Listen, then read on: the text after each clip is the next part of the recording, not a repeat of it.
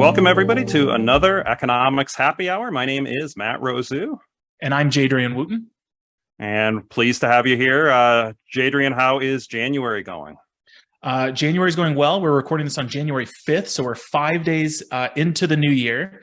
I set a goal of reading 52 books a year, so it's week one. I have not finished any books. So I'll get there, but I have not finished any of them yet. How's dry January going? Dry January is going well. And so for the drink, I figured I'd be about as exotic as I could be. I'm going to do a virgin Moscow Mule. So I have the ice. I can even do this. I even have the lime juice, but no vodka. But no, it's going well. I haven't checked the scale to see if I've lost weight yet. But I've, I even went to a really cool brewery in Pittsburgh called The Church. And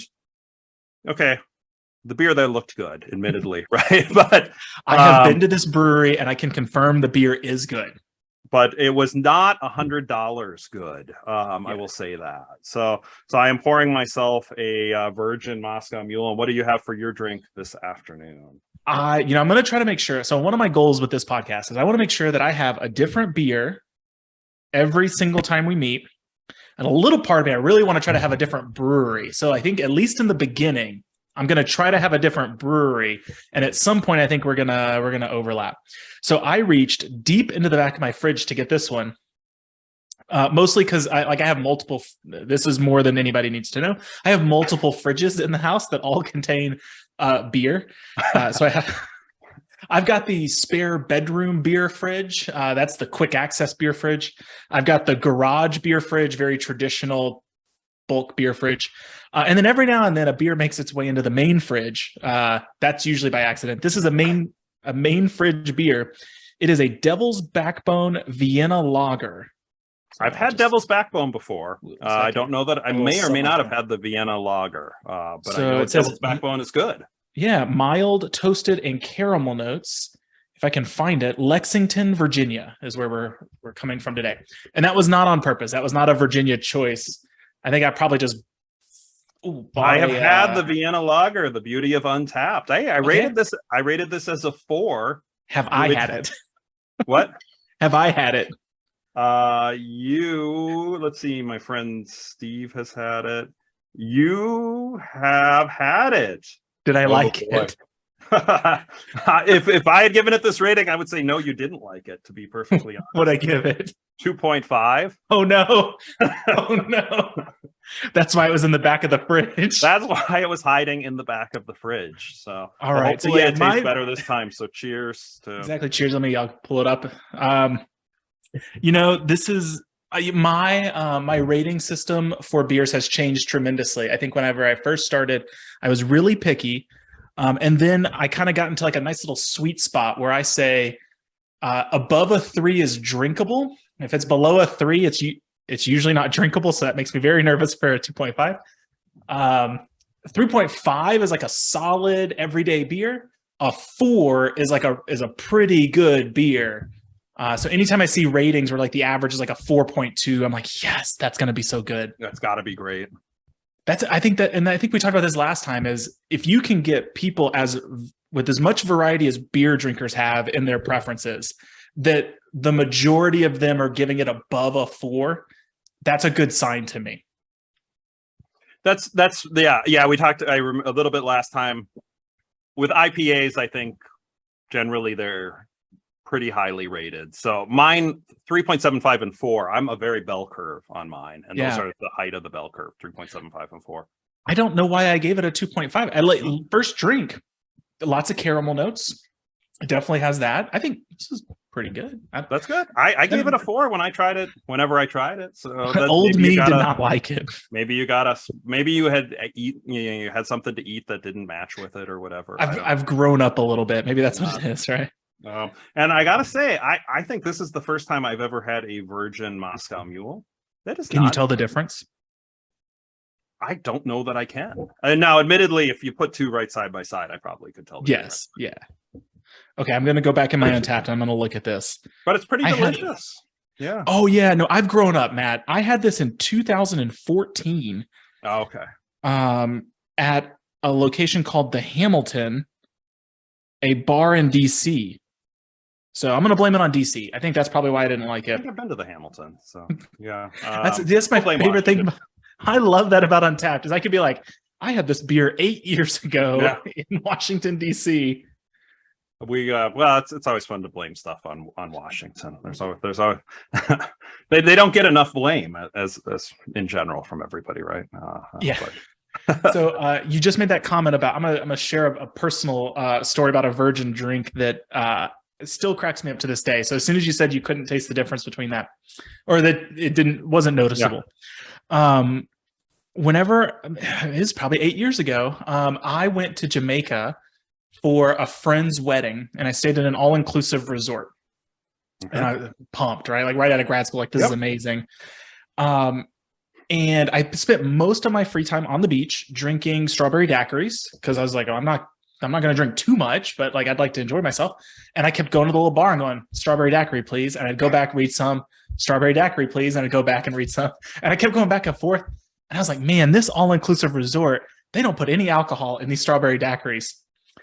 And like I had like 3 or 4 of them. I'm like, there's nothing in here. And I went to the bartender and I was like, hey, can you actually add an extra shot of rum to that? And he goes, what do you mean an extra shot? There's no alcohol in this. And I was like, I thought daiquiris were alcoholic. He goes, no, a strawberry daiquiri is a virgin drink. He goes, you're thinking of a rum daiquiri. He's like, you got to tell me you want a strawberry daiquiri with rum, and I'll put it in there for you. Come on, a strawberry daiquiri by definition has rum in it. That's what I thought, but at this resort, because right, there's kids and stuff, like okay, that's fair. The default is there's no alcohol in it, so that the kids can drink it too. I was like 5 deep by the time I realized it, and then I didn't want another one because I'd already consumed so much sugar. So much of the sugar. That's funny. That's funny. Well, yeah. So that was dry Jamaica, I guess. It was, well, for like an hour. An hour. It didn't last long. Yeah. So those of you who have not listened before, I'm gonna not sell out Matt. I'm gonna shout out Matt. Matt is doing dry January. So we first talked about this in episode 2, but that was like way back in December. We recorded episode 3. So if you've listened to the most recent ones, even though the timing's a little off, Matt was not doing dry January in episode 3. Correct. Today, Matt is 5 days into dry January. 5 days. How do you feel so far? I feel no different at all. Okay. Now, and I don't know if that's a good thing or a bad thing, right? I think in some ways, I'm not a heavy drinker. So I don't know that it would be this wild change in life. Mm-hmm. But and I haven't even gone to the scale. I did go to the scale right as it started. So I know, know where I was before. But I don't really feel any different, which in some ways I think is good. I saw a tweet by a lawyer who was saying, I'm doing dry January. If you're a lawyer and reading this, realize that lawyers have alcohol problems at twice the rate of the general population. It's a good reset. Maybe you should do it. And I was like, that's kind of a good thought. It's kind of in some ways it's been reassuring that 5 days in, I'm not like at night craving like, oh my gosh, I need a beer or anything. Yeah, it's normal, which is good. And at some point I'll figure out, okay, am I losing weight on this thing? Or I didn't do a blood pressure check before. That sometimes doctors say to do that, or any of the other things. But no, January is off to a good start. Fantastic. That's good to hear. Yeah, and you are off to you're going to be on a boat pretty soon. For a little bit. Yeah. For a little bit. Is there a drink package on the boat? I did not do the drink package. I'm going to try to, I am not doing dry January, clearly, since I just poured a beer. But I'm going to try to cut back significantly. I've spent the past couple of days thinking about this, of how I want to do it. And I'm not 100% sure. I need to probably cut out some sodas for a while. I realized like kind of in the second half of December, I was like, I'm drinking like 2 or 3 of these a day, and I'm not drinking diet sodas. I'm drinking just straight Coke, like large sodas from McDonald's. Like I was like, I need to stop. That two or three Cokes a day is a meal. Yeah, I mean, so I'm going to try to cut back. I haven't, I'm not abstaining. Maybe I'll abstain in February, right? Since I've already missed some of January. I'm looking over here at the Coke that I have laying on my desk. I switched to diet many years ago because of calorie reasons, but that's one step. But I still laugh at your 2 to 3 a day because I have 2 to 3 by 7:30 in the morning. So if I could do it. It wouldn't bother me. yeah. I mean, the self-control is 2 to 3 a day. Yeah. So now I've been thinking about what do I need to do and change, and I think drinking some more water is probably a good idea. Yeah, no, that's fair. That's fair. So today we wanted to talk a little bit about minimum wage, both kind of thoughts on it, how we teach it, and then there's a couple different papers that we wanted to talk about it. So, Jadrian, I know you and I both like microeconomics quite a bit more, and this is commonly taught in micro. How do you approach? How much time, I guess, do you spend on minimum wage price controls in your class? So for minimum wage, very, very little. I don't have a good reason why. I think a lot of it is just like I teach so many topics and principles that I tend to go with the fire hose approach of like, look at all this economics. Sure. So minimum wage maybe gets like a little 10-minute discussion among the price controls, which is among the government intervention. So at a principles level, not much. Okay. I think I would do a little bit more than that, but there is so much. I don't know if it's 20 minutes or 30 minutes or 40 minutes or something, but it's certainly not a week or anything like that. Yeah. So this is one of those interesting. So I'll say this is interesting on two fronts. Maybe we can dabble a little bit on both sides. So one, the minimum wage stuff is really interesting just because recently, right, we're filming this in January and a lot of states just kicked in new higher minimum wages. So Virginia's one of them. They kicked up from $11 to $12. But kind of across the country, we've seen a bunch of this happening. So yeah, I think it's 30 timely. Plus municipalities or states just increased. So yeah. But then the second one this is, as I said, I use the fire hose approach. There's a lot of people who argue that we're probably teaching too much stuff in economics and that we should kind of squeeze it down and like find some key things to talk about and go deeper into those key things. And when I think about doing that, minimum wage is actually always one of those examples of where I think like, if I were to cut out a lot of stuff and really go deep into something, like spend an entire day on a topic, I think minimum wage would be one of those topics. So for those who I guess who are living under a rock, so a minimum wage is a government mandated minimum that employers can pay employees. And different states and countries would have different rules on this. Servers at restaurants can sometimes be exempt or have a much lower minimum wage, but then there's tips. People at different ages could perhaps have a different minimum wage. I don't know if it's still the case that farms could have a different minimum wage at times. For families. There's a kid's minimum wage. So if you're like a 15-year-old worker, you can get paid a little bit less. You could be paid a little, If you have some sort of mental, physical limitation, there's a sub-minimum wage for that. And where it comes into play, so I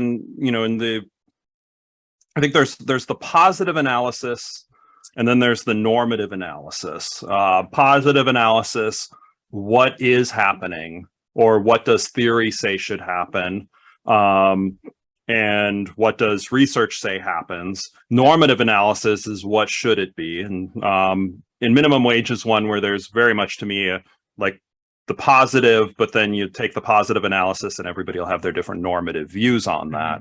So positive analysis, I don't know, you go through with it, but general demand and supply, you come up with an equilibrium. There will be some quantity in the market and some price in the market.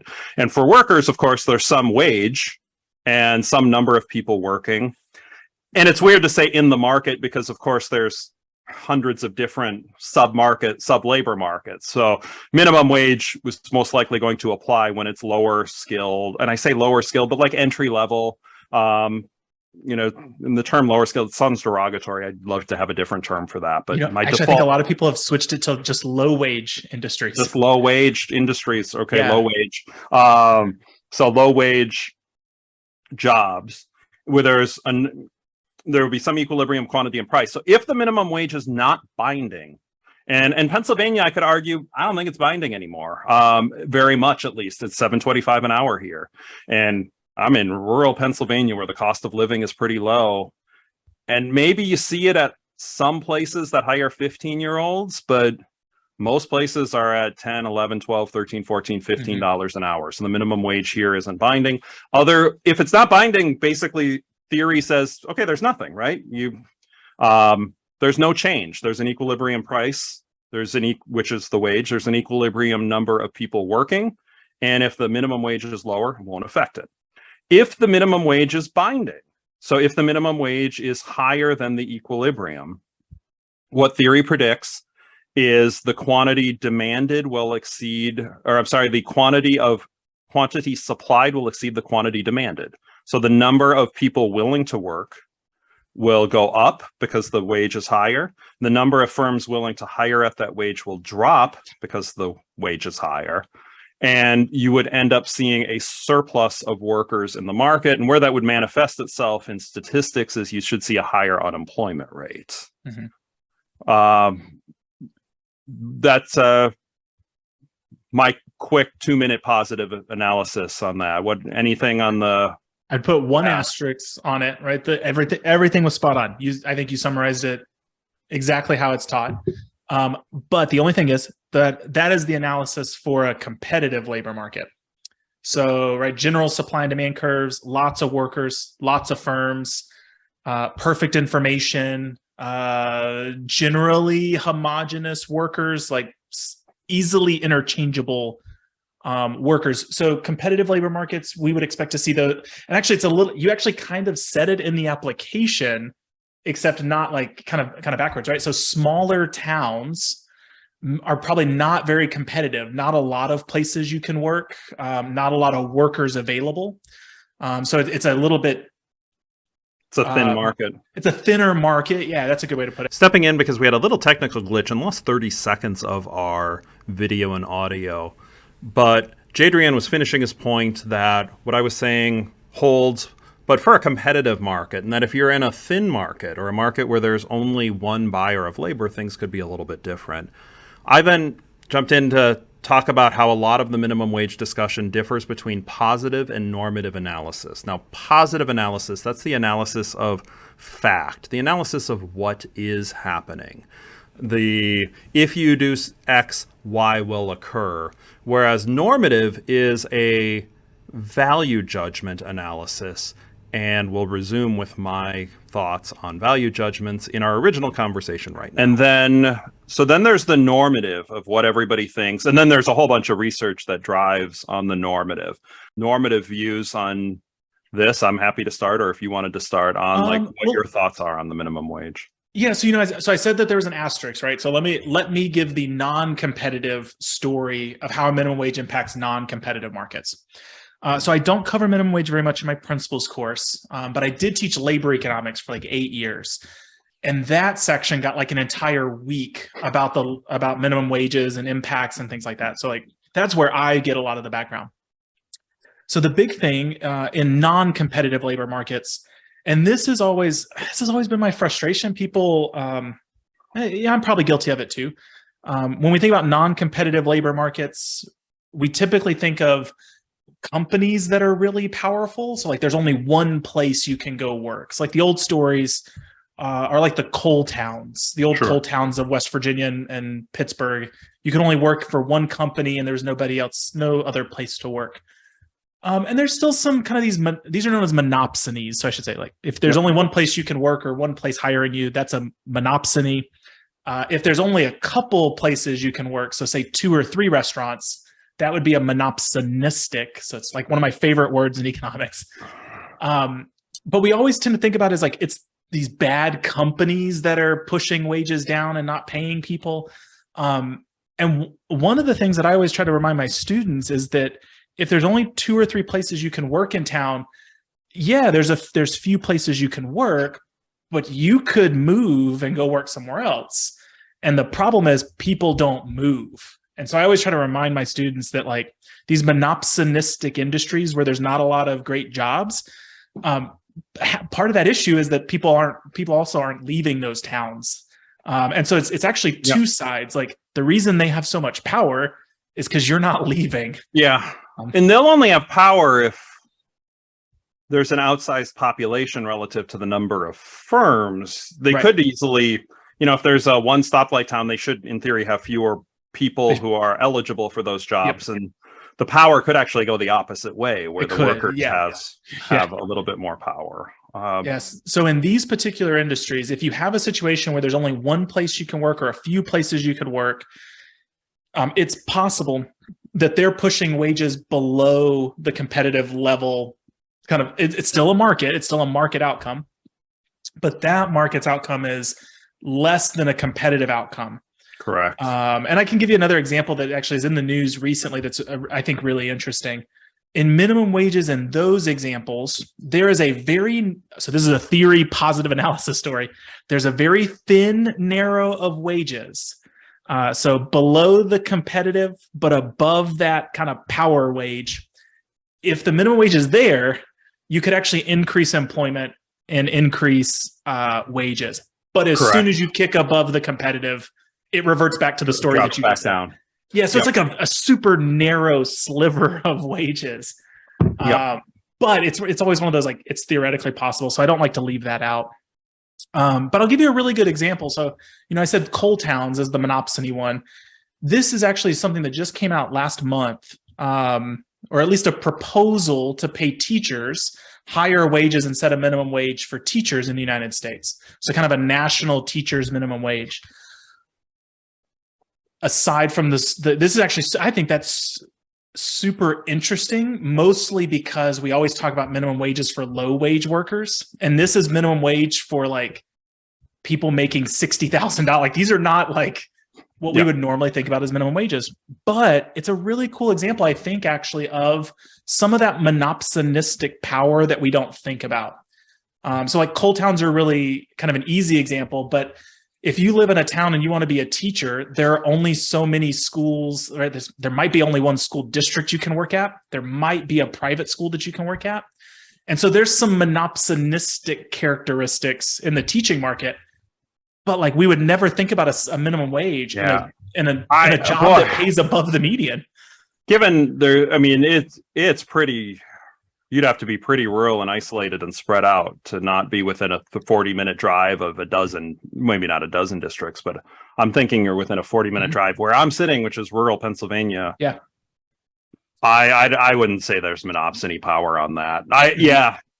We should but talk about the teacher proposal on a different day, because we'll get way sidetracked. But here's where it gets interesting. So a lot of that, so the perfect competition model assumes that there's no cost to moving.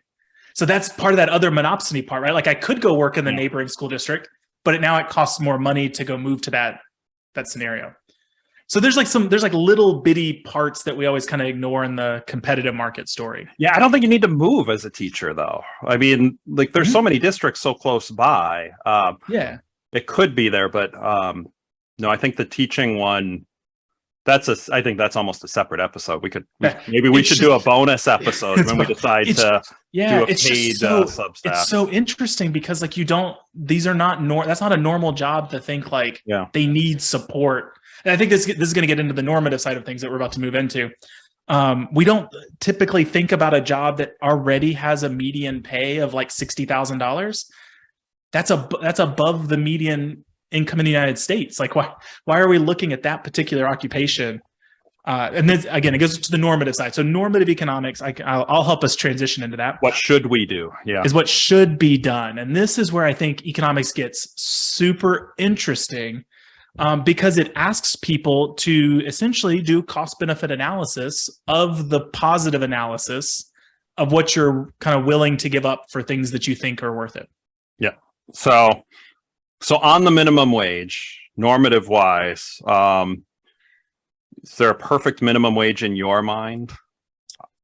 I have one in my mind. So. I know yours. I know yours already. I don't think it's not going to surprise anybody that you asked me first. I'm happy to go first if you want. So no, I think my problem really is that I think my problem is more with how minimum wages are administered, not necessarily the price that is picked.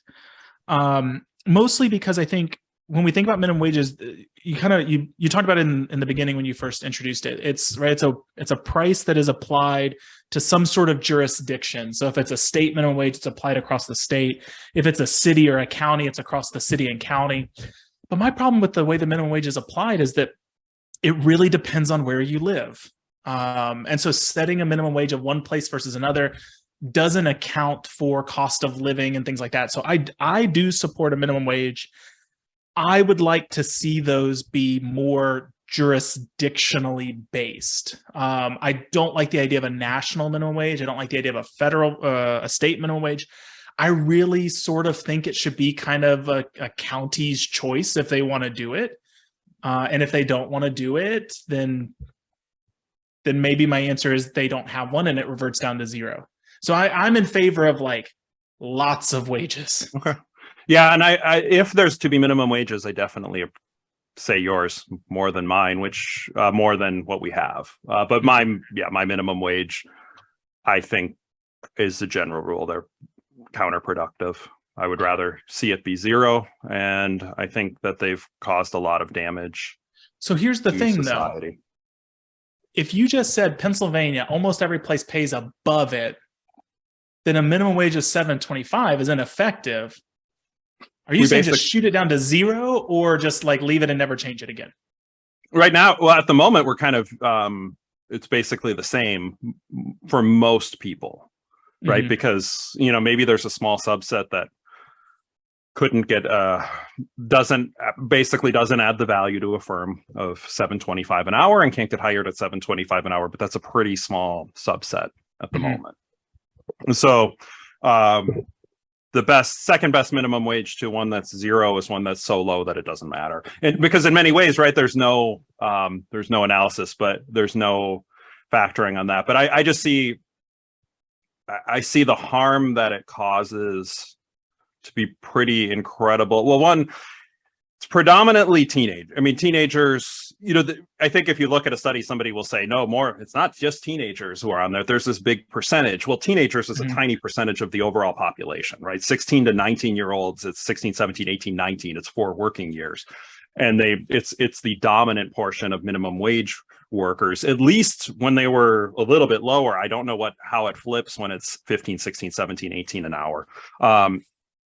And entry-level work for these individuals is so stunningly important for life, like in terms of the life skills gained, and putting in a high minimum wage where you're preventing individuals from doing this, to me, is setting them off for a course of, it's damaging future life prospects enormously. I could go on. I have gone on. I actually spoke at the Pennsylvania Capitol on this before, so I've rattled on minimum wage for a long time. So then I'll push you a little bit then. Please do. Then would you support different minimum wages based on ages? Because I actually think that's been proposed semi-recently. I think. Well, I think that's a good second best. Yeah. I would think. There's what I think, and then there's what would be at all feasible. Do I think the minimum wage is going away? Well, sadly, no. Do I think you could abolish the minimum wage for teenagers or 16 to 17-year-olds, 18 and 9? I think there'd be some feasibility in that. I think there might be some. I think that there could be a conversation starter on that. So I would be more in favor. I'd absolutely, compared to the current where we are currently, I think there's a fair amount of there'd be some good for that. So my minimum wage qualms come from, it's obvious it's going to be personal anecdote experience, because like I worked minimum wage jobs. I worked me too. I worked at Quiznos, I think was my first job. Okay. Then I moved over to Dairy Queen. I remember asking for a 25-cent raise. I said, I think I'm more valuable. I'm a manager. I'd like to have a 25-cent hour raise. And they said, no. And I was like, okay, I quit then. And I look back on it and I'm like, I was only working like 20 hours a week. So I looked at it on two ways, right? Like I looked at it as, I'm asking for like $4 a week. Like you can't give me a blizzard. I guess I'm not worth the 25 cents. But it does say what they think of you, though. There's there's a lot of value to. It was a more competitive market. They knew they had a stack of applications, and that somebody else would come in and work for 25 cents less. And like I made a Blizzard. There's not that much skill to it. It's you're on a grill, you're frying. My marginal productivity. The people weren't going to that Dairy Queen because of me. Oh, come on. But then I got a job at a restaurant, and I realized how much you can make in tips. That was a much better deal. Yeah. But I think, especially when it comes to minimum wages, I think where I have my most qualms, I don't have a qualm with $7.25. I don't have a qualm with $10 an hour. Don't love 15, but like it's getting into that weird. It's getting into a weird spot where I just don't know enough about it. Where I really struggle on like a normative side of things with minimum wages is the sub minimum wage, of like paying waiters $2.35 or paying somebody with a physical limitation or mental limitation less than the minimum wage. But it's not so much that they can be paid that, but that they're paid that relative to someone else. And like where it gets kind of weird is like the counter argument is always, well, if they weren't paid that, if they were paid the same, the company might not hire them. And that's where it gets into like the really weird ethical side of things of like, is it okay to pay somebody less as a trade-off for them not getting hired at all? I think like all the sub minimum wages, all the rules and laws and regulations, I don't think are worth the like outcomes of paying those people less. I think like a blanket single wage, 7.25, 10, like whether it matters or not, is so much easier to administer and monitor and regulate. Like we're always going to have that regulation. All of the stuff around sub minimum wages just feels like excessive regulatory burden that like doesn't benefit the outcome of it. So like I lived in Washington. They did not have a server's minimum wage. They were paid the regular minimum wage with everybody else. You could still tip if you wanted to. People still did. It didn't change anything, mostly because like it's not that much more money. The prices of food were a little bit higher. Most restaurants were I was on the border between Washington and Idaho. So most of the restaurants were in Idaho. Most of the fast food was in Washington. But like, I would say the tipped minimum wage is where it gets weird. Right. Cause like, especially now that we're tipping everyone, it's how does one place get tips and one place doesn't? I never liked the idea that like how much my server makes, how much I tip at a Mexican food restaurant is different than how much I tip at a steakhouse. When realistically they're doing the same job. It's me, right? I'm the one tipping them differently. I could change that. That's where I always got really weird about sub minimum wages. Yeah, I haven't thought about the sub minimum wages as much. At the surface, I guess I'd rather have those options to do less. The whole idea on tipping might be a separate episode we should talk about. There's a lot on tipping. So that would be a wage that is so low, it's essentially zero. Like yeah, basically $2.25. It's I thought it was $2 something an hour, right? I don't know. It's $2 an hour. It's nothing. Like So no, that's interesting. So that's our normative, and then that's somewhat guided. Like I know my normative views are guided from kind of the various research strands that I've seen over the years. And we have a couple articles we wanted to talk about today. Mm-hmm. One of them just came out. I think it was accepted for publication towards the end of 2022. Mm-hmm. And I have a working paper version. I'm not certain it's the same title, but How Morality and Efficiency Shape Public Support for Minimum Wages. And you just reviewed this over the past couple of days, I think. 24 hours. 24 hours. The past 24 hours. But really looks at surveys, choice experiments among the public to see when people would be more or less likely to support a minimum wage. So we can put a link to that in the description. I find it kind of interesting on this one, but in there it goes. The average respondent's willing to tolerate a large increase in unemployment before voting against a minimum wage system, which I was makes me surprised sad. by how much. Like the amount was surprising. So I pulled it up real quick. That way we can give it a formal shout out. So this was work by Connor Lennon, Keith Teltzer, Jose Fernandez, and Stephen Goman. It's called How Morality and Efficiency Shape Public Support for Minimum Wages. And it was just published January 2023 is the official official date. It was in the JIBO, journal, right? JIBO, Journal of Economic Behavior and Organization. Yeah, it's a very good journal. So congrats to those individuals. I know I've met Jose, Connor, Keith, and Stephen. If I've met you and I'm forgetting, I apologize. It's been a few years since I've gone to some of the conferences where we might have bumped into each other. But congrats on a JIBO publication. But I think it's kind of interesting. I mean, this is, you look at all the support that minimum wages gets at the voting booth, and this does somewhat. I mean, this kind of explains it. Yeah. There was some discussion in there, like if they say, the average respondent's almost 20% less points less likely to choose minimum wage system when told minorities and females are disproportionately affected.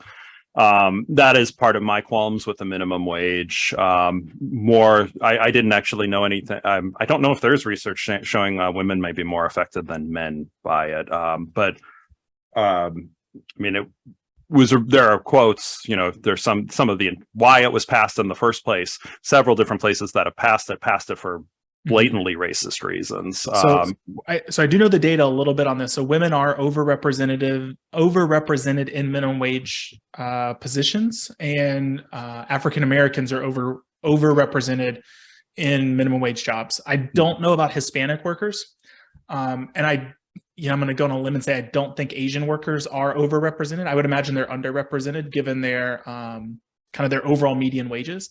But I do know that women and African Americans are overrepresented. I think I don't want to say it was too surprising. So there's two things that stood out that I thought was really interesting. I really liked kind of their framing of, there's certain percentages that will always vote for it, and there's certain percentages that will always vote against it. Which made sense. Like I understood that part. But what I thought was interesting was the level of unemployment that people would tolerate. I was just surprised. I was really surprised. So I pulled up the paper while you were doing that, so I could find it. It was something like 4.5% extra or 5%. Yeah, 4.7% was the number. That's a good memory. Then I haven't even flipped yet. Well, I think it's right in the abstract, actually. 4.7. There it is, yep. 4.7%. That's stunning. That's a stunningly high number. So, but it's a 4.7% increase, right? Like they're not willing to tolerate higher minimum wages for 4.7% unemployment. They're willing to tolerate higher minimum wages for an increase of 4.7 percentage points. I think they mean only among the affected group, right? Right, but that is a huge percentage, right? Because especially when we expect unemployments to be around 3 to 4%, you're essentially saying it's okay to nearly double the unemployment of those groups. That was super surprising to me, but I loved this study. So they basically did a lot of really cool survey results of like presenting different options to people, asking them about like morality questions. So the part that you said earlier about like, would you change your mind if it affected different groups of people? I thought it was super fascinating. I got like really into the weeds of this, and I would love to see a follow-up. They included it as a footnote. And it's in their appendix. So this is a good applied micro paper. So it's got a very long appendix. The whole thing's like 75 pages, right? Or so it's the whole PDF. I love applied micro. Even in the beginning when like most of their respondents were from California and Oregon, at first I was like, oh, that's why. And then of course they've checked all those things and they've done a really good job on the paper. But yeah, I thought it was really interesting, right? And I think that goes back to the normative standpoint. So how much are you willing to harm some in order to help others? Matt, you tend to lean more on the less harm, the better. No harm if possible. Yeah, I mean, I guess I do not want the government. I probably don't want the government intervening. Yeah, I see the Right. harming as excessive on the on that. Yeah, I think that's fair. Yeah, I think we talked about this a little bit before, even when we talked about our last episode Yeah, about recessions, right? Like whether we were in a recession or not. sure. I said no because employment's still great. You said yes because wages have come down. Yeah. And so I would say like that would be my only sticking point to fight with you a little bit, is that hypothetically, if we removed the minimum wage, some people are getting paid higher. We would see some reductions in wages Oh, sure. for Yeah, some people, right? Like not the people who are, if it's non-binding, like those people don't happen. Well, any policy change is going to harm Right. some and help others, right? I Right. mean, there's no way around it. The restriction on this, what I do find interesting on this, the 4.7 jumped out, and I'm like, oh my gosh, that can't actually be, you know, if they really thought and this really happened, that couldn't be it. That was my first reaction. But you know, thinking about it a bit more, the unemployment rates for teenagers are dramatically higher. And you know, And you've seen the charts. They're for women and minorities. Yeah, like and I mean, and if you look at the unemployment rate, especially like among Black teenagers, it's been way higher. And so minimum wage probably has impacted. It has caused these higher unemployment rates already, and people still support them. So I mean, at first I thought 4.7. People no, that can't be right. There's some, you know, and people can design surveys poorly, right? I mean, you can design a survey poorly and get a bad result. But I actually look at the support for the minimum wage and the differences in unemployment rates that we see. If you just look at, there's no reason the teenage unemployment rate should really be so dramatically higher than everything else. In many ways, there should be fewer frictions among teenagers than among, say, people who are later career, because there should be a lot of options for low wage jobs for people just entering the workforce, and yet it's always dramatically higher. I don't know that that's true. I don't know about that, right? Like, so your kids have cars. No. I mean, they get a license, but no, they don't. Yeah. Oh, okay. There are maybe not as many places. So I think one of the things that's really, when I think about it, is there's not a lot of places you can work. Like I remember applying for these jobs and like just I think somebody posted this not long ago on Twitter, like the interview process to like work at a Taco Bell. If it was just like, you know, how did you hear about this job? And they're like, everyone knows what Taco Bell is. Like it's one of those, like they're treated like a kind of I don't want to say a normal job, but like a job that you would not expect to pay minimum wage. I'm not sure. Like, I think we look at it and say like, well, look, you can work at Taco Bell and McDonald's and Burger King and KFC. Like you can work at all these fast food places. But I don't necessarily know that, right?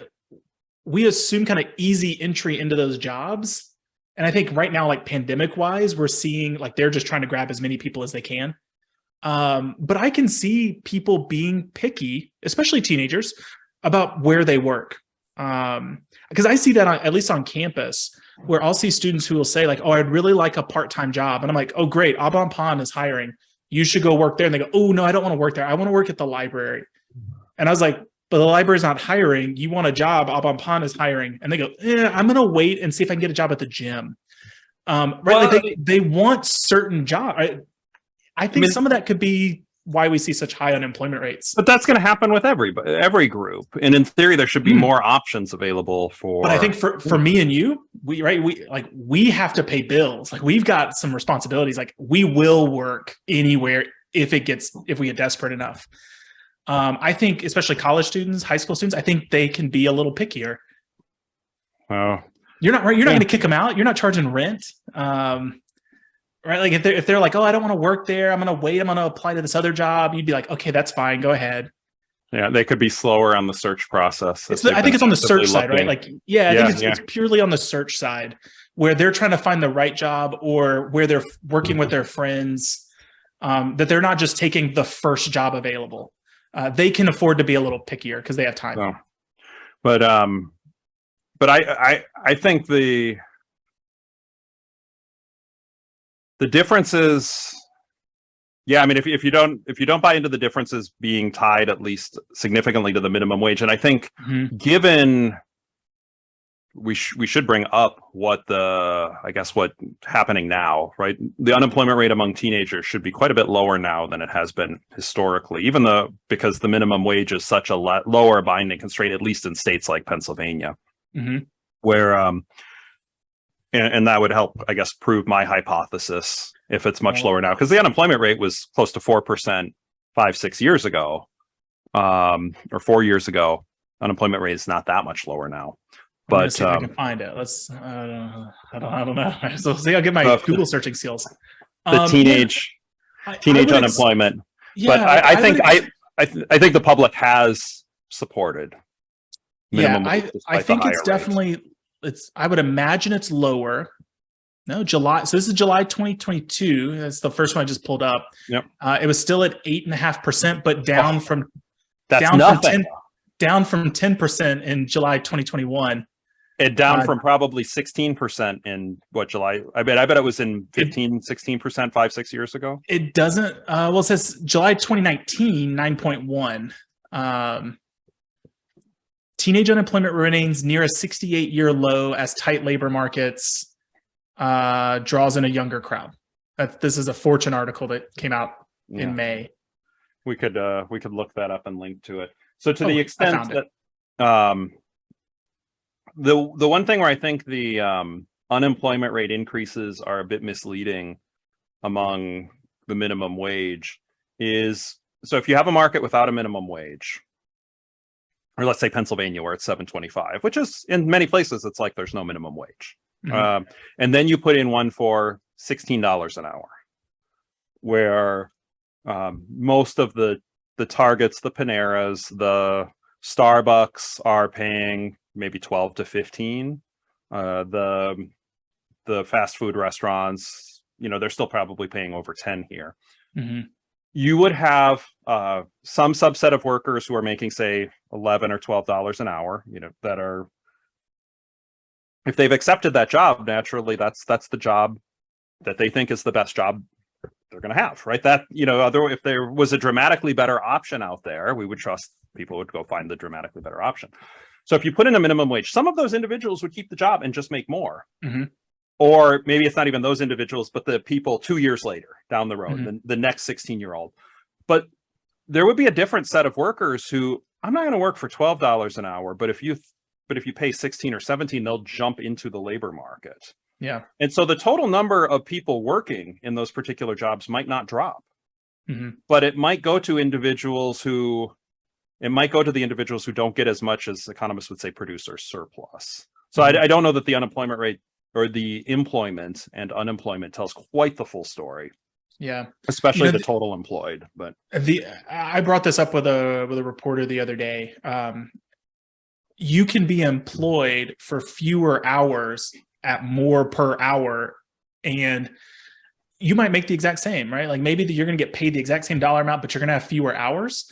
Like those fewer hours are valuable. And so that's where I always struggle a little bit on the employment side of things. Whenever we see reductions in employment, reductions in hours worked, I'd really like to see earnings studies. It seems like most things are on the employment side. Rather than on the earning side. So it's on the employment side, but it's not as much by specific worker, correct? Yeah. It's by groups. It's the 16-year-old who got the $12 an hour job in some cases is completely losing the job. And a person whose reservation wage would be $15 an hour is going to take one for $17 an hour. And the person whose reservation wage was $15 probably on average is going to bring a little bit more to the job, bring more in skills to the job than the person whose reservation wage is 10. And so you might have the same total amount expended for labor hours, or maybe even more expended to workers, but the data is hiding the fact that some people have lost their jobs and lost opportunities in there.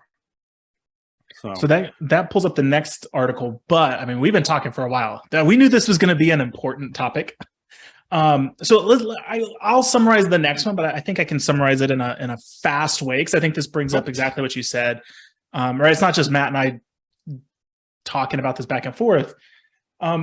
If you listened carefully through our conversation for the past 45 minutes, you'll notice everybody has. And everybody has, yes. No, if you're still here, you've listened closely.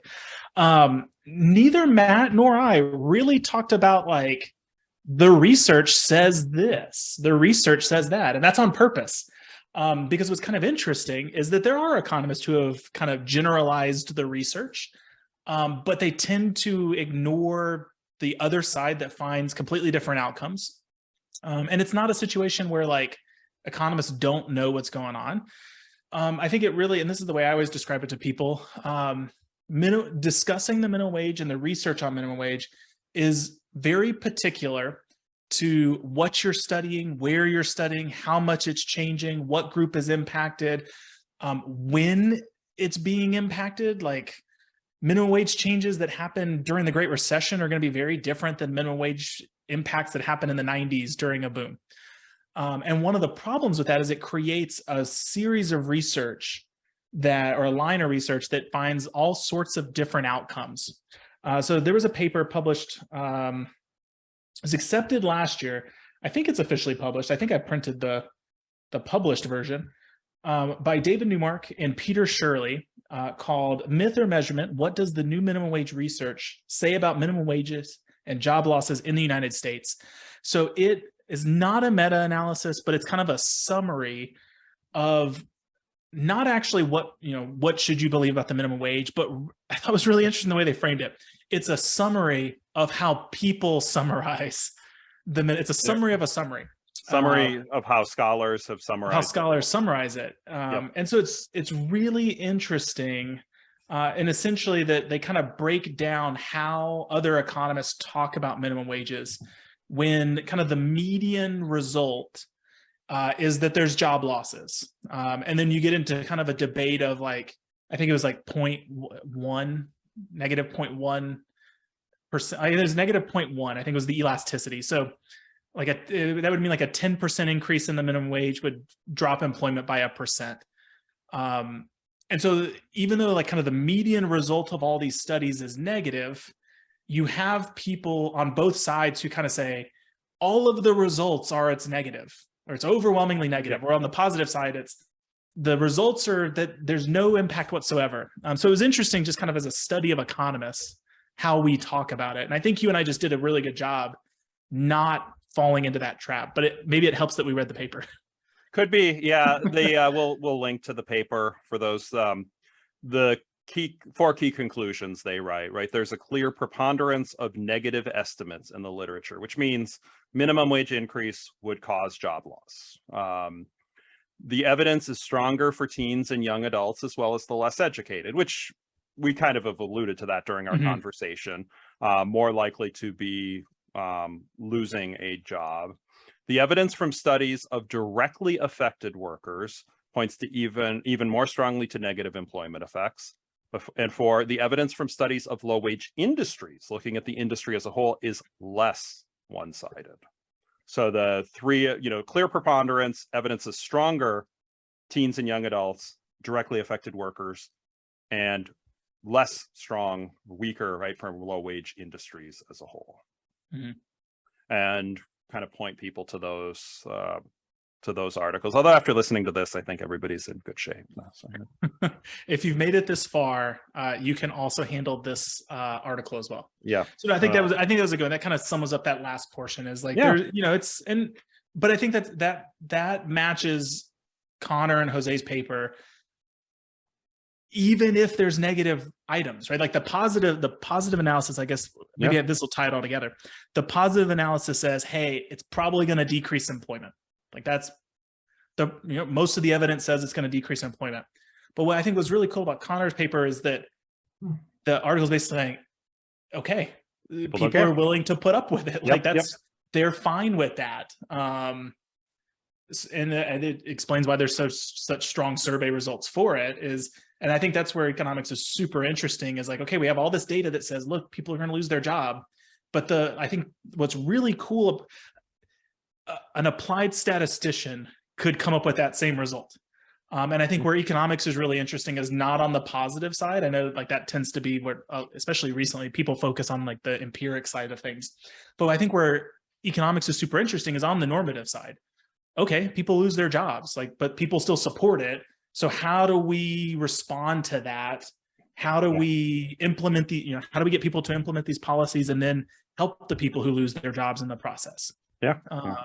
So I think that's where economics is really interesting, is that we don't blindly follow evidence. We don't say like, we're not, I'm not a good philosopher, right? Like, oh, people have been harmed, so we don't do it. Yeah. Whoever that person was. We don't do that, right? We actually have debates about, okay, so it happens. What do we do now? So I like that part about economics. No. So we always try to do a pop culture reference in each one. I know for a song that I'll recommend you check out, and it's on BroadwayEconomics.com, is from the musical Ragtime, which is, man, makes me feel old to know that came out about almost 25 years ago. It's Henry Ford. Ragtime is a really great musical. If anybody gets, I don't know if you've seen it, Jadrian, but if you get the chance, should check it out. It's turn of the century. It follows several different families and how they their lives intertwine. But it's a song where Henry Ford singing about starting up the first production line, and we talk about those often auto jobs actually often aren't that low wage of jobs, but in terms of jobs where thinking about where everybody's doing the same thing, and talking about, in the song, they actually say even people who ain't too clever can learn to tighten a nut forever. In terms of, so needed people for that, that'd be a very replaceable individual, and, famous $5 a day in order to try to get people there, which was thought of as a huge wage at the time. But really interesting song to check out, and you can check that out on BroadwayEconomics.com. So I'll give you a pop culture one that's minimum wage related, because I haven't been working on any pop culture stuff lately. But the scene that I use to teach minimum wage in my principles class is it's a very short, like 15-second clip from Saturday Night Live. Chris Rock is doing Weekend Update, and he's talking about minimum wage, and I absolutely love the way that he kind of phrases it in there. He basically just says, like, there's a new minimum wage coming out, and you know what a minimum wage means? It means that if your boss could pay you less, they would, but they can't. And that's the whole scene. It's like 15 seconds long. But I love using that because it helps kind of see this idea of binding, non-binding. Like, if I could pay you less, like that's what we talk about when we talk about market equilibriums, but I can't, I have to pay you less. So it's like a really good, like 15-second scene. Saturday Night Live always has like some really great, like really kind of key concepts that I like to teach. I think I remember seeing that one live when it came out way back, whenever it was. It is old, right? It's Chris Rock. An old one, but I did not see it. That's yeah. You mentioned last time you were born in 86. I think I was born in 76, so 10 years difference. So Chris Rock and Chris Farley. Like, I was in high school with Rock and Farley and Adam Sandler and kind of some. I think everybody would probably say that those, when you're a teenager, high school years was the golden age of Saturday Night Live. But to be fair, that's when I watched it too, though, right? Like, I was like, they were still like, those were the classics that were on then. Yeah. Yeah. No, so I like that. Matt, this is a good conversation. I'm really happy with this one. Thanks. This was fun. I'm empty. So I'm empty too. So that's our cue to leave. Not a 3.5. I'm definitely going to rate it higher. Awesome. Well, thank you to everybody for tuning in. And Jadrian, any closing words of wisdom? I have none, but don't be surprised when you're hearing about Matt's dry January in February. Just know that we record these a little earlier. This one will be out this one will still be out in January. This one will be it's still January when you're listening to this, but yes, the next future episodes. Correct. Please share this with your friends. Yep. Yeah. Please, if you like this, please like, subscribe, share it with friends. And other than that, we'll look forward to seeing you again in the next episode. Cheers, Matt. Cheers.